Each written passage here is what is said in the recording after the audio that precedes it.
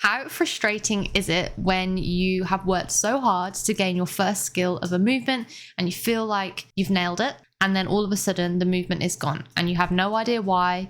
You did it before, so why can't you do it again? I completely get this. I've had this happen to me, most notably with my bar muscle up, where I gained the movement, I had it for 3 or 4 weeks, and then for what appeared to my knowledge at the time, out of nowhere, it disappeared, and I had to spend maybe 6 months gaining the skill back again. And that whole journey made me realize I don't want my athletes to go through the same thing that I did. And we work really, really hard on the Compete program to make sure that once an athlete has gained a skill, they have gained it and that the skill is there to stay.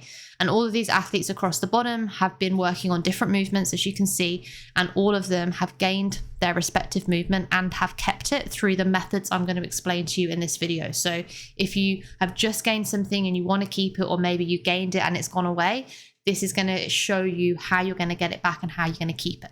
Okay, so what is the struggle? I think for me anyway, I spent a very long time doing all of the things to gain my bar muscle up. I hit the rep and I celebrated and I thought the work was done. And I thought that was it. I can now do the skill, go me. I did it for a few weeks running. Felt like the best thing in the world, but I stopped the hard work that needed to continue to actually retain that movement. And now I fully understand that. And I'm going to explain to you how that works in like a neurological pathway. So when you learn a movement and you learn it well, your brain will fire and tell your body exactly what to do in a split second that you can't interrupt or control, and you will perform an output. Now, with a gymnastics skill or any skill, we need your body to do that enough times in a row so that you don't have to think anymore. You don't have to particularly cue anything. It just happens. And I always think about this with golf. When I think of myself playing golf, I have no idea what I'm doing and I have a really clunky, horrible backswing. I probably hit the ground, the ball doesn't go anywhere. And then you look at someone who's done it over and over and over again, and they don't even think. They just do a beautiful swing without having to properly prime it. That's what we need to get to with your gymnastics, but to do that takes time and it takes a lot of reps, but very importantly, the reps have to be perfect. So once you've hit your first rep of the movement, yes, big congratulations, you're strong enough to do 1 rep, but you have not had the amount of repetition that is required to have what's called neurological consistency. That is what we get once we've gained capacity. So the main aim, once the rep is new, is to put yourself in a position every single session where you can perform repeated reps of the movement, and they need to hit. So they need to be successful. The worst thing you can do is just keep trying and keep failing, because the more reps you do of anything, the more that neurological pathway is going to solidify. So if you keep attempting bar muscle up, keep attempting toes to bar, keep attempting handstand walking, and every time you don't hit the rep and you have the same mistake, all your body is learning is how to do that poor rep. So what we have to do is overcome that and put yourself in a position that once you've hit your first rep, the next session, you're in the same position where you can hit another rep and hit another rep. And slowly over time, the more successful reps you can do, the more your body neurologically adapts to perform that movement every single time. Once you've got that and you've got neurological consistency, so you know when you tell your body to do a toes to bar or you tell your body to do a bar muscle up, you're actually going to hit the rep. Then we can start building muscular endurance so that your body becomes strong at doing it multiple times. In many occasions, when you do your first gymnastics rep, it's a max effort movement. The first toes to bar you ever do feels pretty maximal. The first muscle up you do definitely feels maximal. So you need to get to a point where you're strong enough to be able to do several reps. And all of these things take time. It's not, you've done your first rep so you can do the skill. So if you watch the previous video on how you gain your first rep, I spoke about the training time a lot.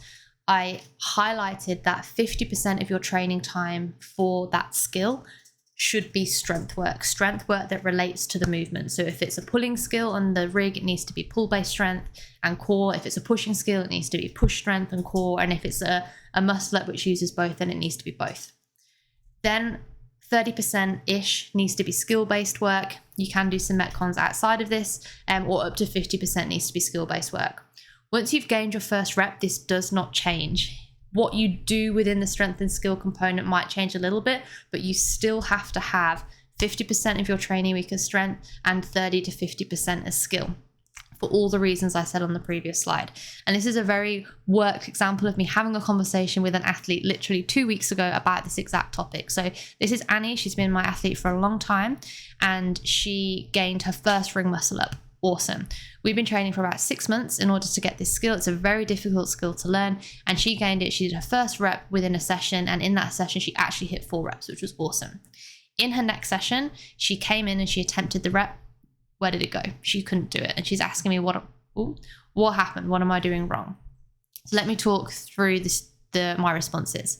First of all, I highlighted her bar muscle up journey, where she gained the skill, then she lost it, and then she gained it. She had a bit of a higgledy-piggledy start with it, and I said with the rings this could happen again. It's a very tricky skill to maintain. In order for us to maintain it, I asked her, what did you do leading into this attempt? Because my prediction was she came into the gym, she maybe did a half-ass warm-up and then tried to attempt the skill, which is what normally happens. And I highlighted to her, for a while, until this movement is solid and the neurological consistency is there, we need to treat your ring sessions in the exact same way that we did for the last 6 months. We need to do all the strength, all the primers, all the drills, and all the methodical reps leading into a few attempts at the end, and we'll track your progress over time. I highlighted to her that it's a very risky strategy to assume that you can now do a ring muscle up without doing all of the base work that was required for you to get that rep in that session. And that if you don't listen to that, you'll risk repping missed reps and practicing poor technique, which is so hard to undo. Whenever I coach an athlete who has been practicing poor technique for a long time, it is really, really difficult to undo that, because we have to go into that neurological pathway that has been primed and solidified and try and find out where in it is the problem, get that athlete to undo it, rebuild it up, and then solidify it again. It takes so much longer than just doing it right the first time. So if your reps are sloppy, please stop repping them and go backwards and work on the skill and strength that was required to get the nice rep in the first place, and focus on repeating that. Okay, so how do we build capacity? Let's assume that you're doing the right amount of strength work, you're doing the right amount of skill work, and you're able to produce good quality reps on repeat. Now, how do we actually turn that 1 rep into 5 reps, into 10 reps? There's lots of different methods that we can do. And if I'm honest, these first 2 sections here, so timed interval and cluster sets, I like them both. I don't think one is better than the other. And whenever I write a program, I tend to do one program looking at some version of a timed interval, then the next one doing some version of a cluster. And I just move around them because they work equally as well. And it's nice to have a bit of variance. Building muscular endurance is something that comes second. So we need to do these parts first. And when we're good at that, then we can do this section. So with a timed interval, this is something as simple as doing an EMOM. So doing a 10-minute EMOM, and in every minute we aim to hit 2 toes to bar. And then in the next week, we try and hit 3 toes to bar. And in the week after, you try and hit 4 toes to bar, and so on and so forth. And that's a very false ideologic principle that every week you'll be able to add 1 toes to bar on until you can do 100.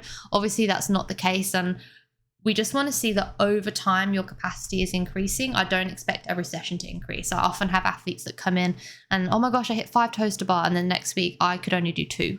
And the next week, oh, I could do 3 this week, and then 4, and we build back up to 5, and so on and so forth. As long as you're seeing a general increase over time, the time intervals are doing their job. Another example here is to go for max reps in a certain interval.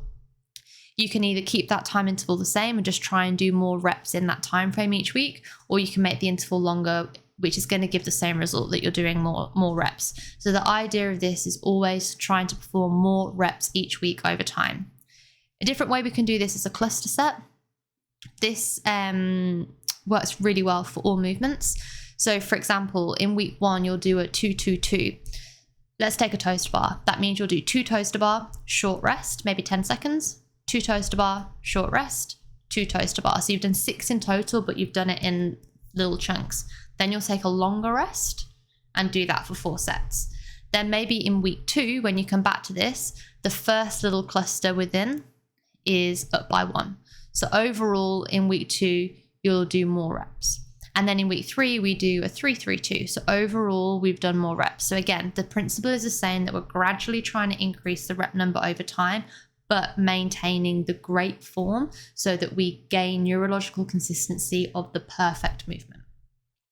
Once you've got yourself to a point where you can happily do a decent volume of reps, building muscular endurance is a really good thing to add in. So this is where we pair the movement with some kind of exercise that uses a similar muscle group and see if you can maintain it. So a bar muscle up example, you do 1 bar muscle up, then you do 5 pendlay rows. So this is a pull-based movement, so using pull strength, which is obviously huge for your muscle up, and then doing a hollow rock, which is a core-based movement. Again, huge for your muscle up. Then can you go back and still hit another bar muscle up even though you've got fatigue in your pull and core?